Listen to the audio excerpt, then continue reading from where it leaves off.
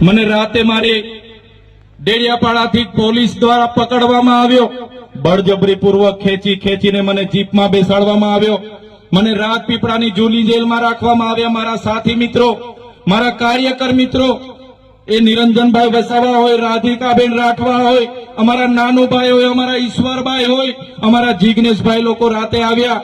એમને કીધું, ડીએસપી સાહેબ ચૈતરભાઈનું ટિફિન લઈને આવ્યા છે, ચૈતરભાઈના કપડા લઈને આવ્યા છે, અમને મળવા દો। પોલીસે રાતે પણ અમને જમવા નહીં દીધા, અમારા કપડા નહીં આપવા દીધા। બીજા દિવસે મામલતદારમાં રજૂ કરવાના હતા, ડેડિયાપાડાની કોર્ટમાં રજૂ કરવાના હતા, ત્યાં મને લઈ જવામાં નહીં આવ્યો। સામાન્ય બાબતમાં મને સેશન કોર્ટમાં લઈ જવામાં આવ્યો। સેશન કોર્ટમાં મારા વકીલો, ચૈતરભાઈના વકીલ છે, એમનો કેસ લડવા આવ્યા છે, અમને જવા દો, છતાં કોઈ વકીલને કોર્ટમાં નહીં આવવા દીધો। કોર્ટમાં નહીં આવવા દઈને મને જામીન રદ કરવામાં આવ્યા। મને રાજપીપળા જેલમાં નાખવાની જગ્યાએ મને બરોડાની સેન્ટ્રલ જેલમાં નાખી દેવામાં આવ્યો।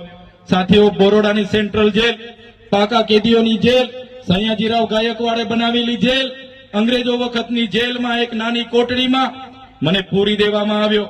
બહારથી કોઈ ટિફિન નહીં, કોઈ બિસ્તરો નહીં, કોઈ કપડા નહીં। બહારના મારા ઘરવાળા મળવા આવે, મારા કાર્યકરો મળવા આવે, મારા વકીલો મળવા આવે, કોઈને પરવાનગી નહીં। ખૂબ વેતનાઓ આપી, ખૂબ ત્રાસ આપ્યો। એમણે કીધું તમારા જામીનો 3 મહિના કે 3 વર્ષમાં પણ